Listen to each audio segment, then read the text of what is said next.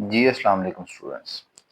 अब parent scheme को थोड़ा डिटेल में डिस्कस करते हैं। प्रीवियस लेक्चर में मैंने आपको कुछ इंपॉर्टेंट चीजें बताई थी, जिसमें total content MCQ short question के लिहाज से बताया था। री रिवाइज कर देता हूँ शॉर्ट के तौर पे। आपके पास टोटल मार्क्स कितने हैं? 60 मार्क्स का पेपर है आपके पास, ठीक है। 60 मार्क्स में से timing of paper 2 hours timing है। 15 मार्क्स आपको ऑब्जेक्टिव के लिए मिलेंगे और 1.1 इंटू 14 4 5 मार्क्स आपको जो है मार्क्स कह रहा हूँ, और जो है वो आपको मिलेंगे पेपर इंटरप्रिटेशन के लिए। आपको पता है 2 घंटे का पेपर होता है, 15 मिनट का ऑब्जेक्टिव करना है आपने और 1.25 घंटे की जनरली तौर पर सब्जेक्टिव करनी होती है। पेपर का पैटर्न बहुत ईजी कर दिया अब उन्होंने, ठीक है। अब तो आपको इसमें टॉप करना चाहिए, 60 आउट ऑफ 60 लेने चाहिए मार्क्स, और बहुत ईजी रह गया अब 60 आउट ऑफ 60 लेना। कुछ शॉर्ट क्वेश्चन रह गए, कुछ लॉन्ग क्वेश्चन रह गए इसमें करने वाले। एमसीक्यूज के लिए आपने पूरे टॉपिक को समझा होगा, आप इजीली तौर पे कर लेंगे, ठीक है। पेयरिंग में सबसे पहला क्वेश्चन, पेपर पैटर्न में सबसे पहला क्वेश्चन आता है बच्चे, क्वेश्चन नंबर 1। क्वेश्चन नंबर 1 कितने मार्क्स पे कंसीडर्ड है जी? 12 मार्क्स पे कंसीडर्ड होता है। 12 मार्क्स आपको एमसीक्यूज के आने हैं, ठीक है। अब उसमें जैसे उसने कहा, जैसे पहले मैंने बता दिया था कि sir entire content of text book होगा। 2 MCQs will be asked from chapter 3 4 and 6। दो एमसीक्यूज जो हैं वो कहते हैं चैप्टर 3 और 4 6 से होंगे। मतलब ये 3 चैप्टर जो हैं, चैप्टर 4 3 4 6, इनमें से दो दो एमसीक्यूज आने हैं, मतलब 6 एमसीक्यूज यहाँ से आने हैं, ठीक है। और बाकी जो 6 चैप्टर हैं 1 2 5 7 8 9, इनमें से एक एक एमसीक्यूज आने हैं। 6 एमसीक्यूज यहाँ से आएगी और 6 यहाँ से आएगी, मतलब टोटल 12 मार्क्स के एमसीक्यूज आपके यहाँ से हो जाएंगे। अच्छा, अब ये पॉइंट याद रखिएगा, ये चैप्टर 3 4 6 जो है ना, ये चैप्टर 3 और 4 6 जिनमें दो दो एमसीक्यूज आने हैं, इसमें मैक्सिमम चांस हो सकता है कि आपका एक एमसीक्यू एक्सरसाइज से और एक अंदर से हो, इंटायर कॉन्टेक्ट में से हो। और इसमें भी मैक्सिमम चांस हो सकते हैं कि एक्सरसाइज में से भी आ जाए या अंदर से भी आ जाए। लेकिन जब उसने कहा दिया इंटायर कंटेंट करना है, तो आपने पूरे का पूरा कंटेंट करना है। जिस बच्चे ने फुल 60 के 60 मार्क्स लेने हैं, तो सबसे पहले 12 नंबर्स के यहाँ पूरे होने चाहिए। क्लियर है ये पॉइंट? क्वेश्चन 2 पे आ जाए। क्वेश्चन 2 होता है पार्ट 2 सब्जेक्टिव का। This section will contain 3 short answer questions. Each short answer question will be asked from the exercise of text book. उसने क्या है जी कि इस सेक्शन के अंदर 3 पार्ट होते हैं, हमें पता है शॉर्ट क्वेश्चंस के। 3 पार्ट है शॉर्ट क्वेश्चन में, और हर क्वेश्चन जो है वो एक्सरसाइज में से पूछा जाएगा, जो आपसे रिसेंटली भी मैंने शेयर किया था पॉइंट, ठीक है। अब 5 short answer questions have to be answered out of 8। आपने आउट ऑफ 8 आपने 5 क्वेश्चंस को अटेम्प्ट करना है। 8 में से 5 क्वेश्चन आपने अटेम्प्ट करने हैं, मतलब 3 क्वेश्चंस की आपको चॉइस है। अब 3 क्वेश्चन की चॉइस है और आपको सारे क्वेश्चन भी एक्सरसाइज से आने हैं, कंस्ट्रक्टिव रिस्पांस भी और शॉर्ट क्वेश्चन भी। ये बात याद रखिएगा कि आपके जो क्वेश्चंस हैं उनमें इस बार कॉन्सेप्चुअल भी आना है, एनालिटिकल भी आना है, इसलिए कंस्ट्रक्टिव रिस्पांस क्वेश्चन बनाया गया है आपका। ये बात याद रखिएगा। अब 3 short answer question should be asked from each chapter 4 and 5। उसने कहा जी 4 और 5 में से 3 क्वेश्चन आपसे पूछे जाएंगे। मतलब आपने आपने 5 करने हैं, ठीक है। 5 करने हैं तो आपको चैप्टर, अच्छा मैं 6 पे 3 पे आ गया, सॉरी। आपने 5 करने हैं, 5 करने हैं तो एक पहले चैप्टर में से और तीसरे में से आपको क्वेश्चन कितने पूछे जा रहे हैं जी? 3, ठीक है। मतलब जी कि 6 शॉर्ट क्वेश्चन तो यहाँ से हो जाएंगे, ये 2 चैप्टर 6 शॉर्ट क्वेश्चन कर देंगे। आपने तो करने हैं 5। मतलब उसके बाद जब चैप्टर 2 है जिसमें से आपको 2 शॉर्ट क्वेश्चन आने हैं, अगर ये 2 चैप्टर्स कंफर्म्ड हों, पक्के हों आपके, तो फिर आपको इसको पता ही है क्यों। क्योंकि ये 2 चैप्टर्स के एक्सरसाइज के शॉर्ट क्वेश्चन अच्छे तरीके से हो गए, तो फिर मेरे पास तो एक की चॉइस बच जाएगी बल्कि यहाँ पे, ठीक है। तो ये बड़ा चीज आसान होगी। अगर मैं ये चोट 2 चैप्टर कर गया हूं तो फिर ये मेरे लिए इजीनेस हो जाएगा, आसानी से इसको कर जाऊंगा मैं, ठीक है।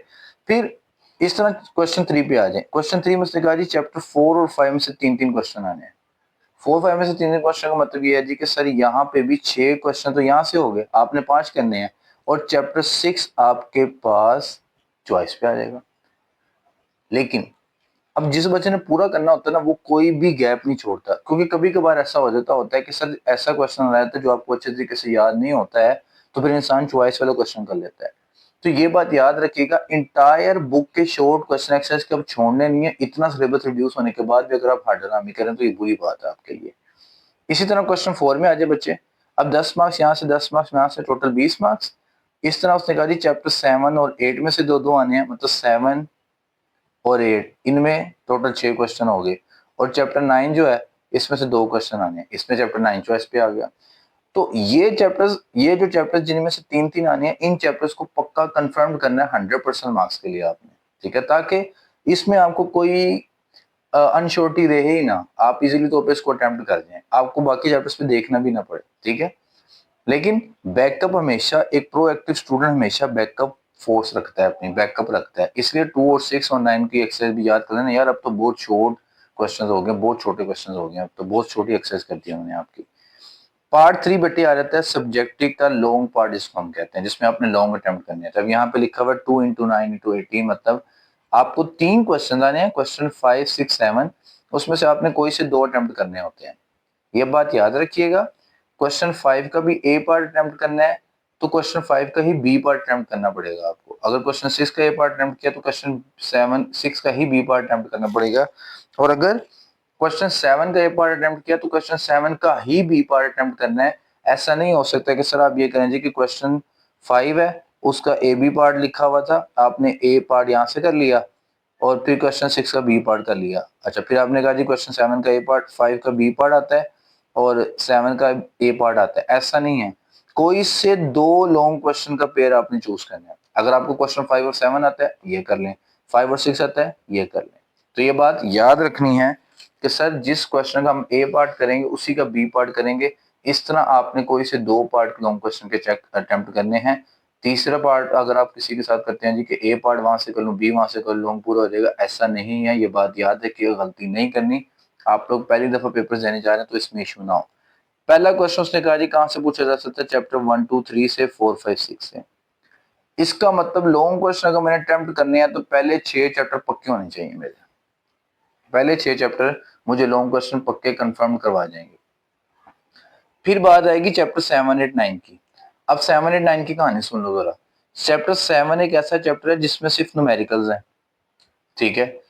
8 और 9 ऐसे चैप्टर हैं जिसमें सिर्फ थ्योरी है। थ्योरी का मतलब है कि 4 मार्क्स का जो पेपर वहां से आ सकता है, क्वेश्चन जो आना है ना 4 मार्क्स थ्योरी, वो यहाँ से आ सकता है, क्योंकि 8 और 9 में न्यूमेरिकल्स नहीं है।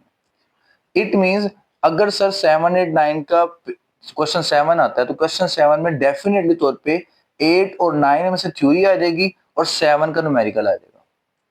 अब ये पेयर अच्छा है एक, और अगर आप पहला पेयर अटेम्प्ट कर लेते हैं 1, 2, 3 वाला, तो ये 2 पेयर बहुत अच्छे तरीके से सॉल्व हो सकते हैं, क्योंकि इस पेयर में मैक्सिमम मतलब की श्योरिटी है कि 7 में से उसने न्यूमेरिकल देना है आपको, क्योंकि 8 और 9 जो है वो आपके पास थ्योरी है सारा, उसमें से न्यूमेरिकल आ नहीं सकता।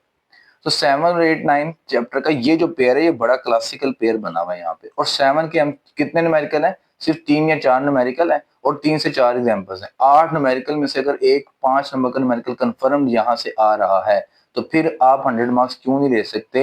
इस तमाम इजी पैटर्न के बावजूद भी 100 मार्क्स लेना कोई मुश्किल चीज नहीं है। बस मेहनत करें, मेहनत करें और मेहनत करते रहें, हटना भी छोड़ दें। 3 से 4 मंथ आपके पास रह गए हैं, उसको अच्छे तरीके से करें। जो मेहनत कर देगा पुत्र अल्लाह ताला उसको उसका इनाम दे देगा, ठीक है। ये आपके पास पेरेंट स्कीम की डिस्कशन थी जो मैंने आपके साथ शेयर की है, तो इसको जरूर शेयर करें, दूसरे फ्रेंड्स के साथ, लोगों के साथ भी शेयर करें। हो सकता है किसी को मेरे समझाने का तरीका ज्यादा अच्छा समझ आ जाए, ठीक है। तो ये आपका क्वेश्चन एक 5 जो है वो भी 9 मार्क्स का, 6 भी 9 मार्क्स का, 7 भी 9 मार्क्स का, टोटल 27 में से आपको 18 नंबर का पेपर करना है। लेकिन पार्ट वो ही चूज करना है जो आपने पूरा कंप्लीट करना है। ये बेटे आज की वीडियो थी पेरेंट स्कीम के ऊपर, जो कि प्रैक्टिस स्कीम ने हमें बताई थी। तब तक के लिए अपना बहुत सारा ख्याल रखें। उम्मीद है कि आपसे नेक्स्ट मुलाकात होगी इंशाल्लाह नेक्स्ट किसी वीडियो के अंदर। तब तक के लिए नॉलेज वर्ल्ड को सब्सक्राइब कर दें।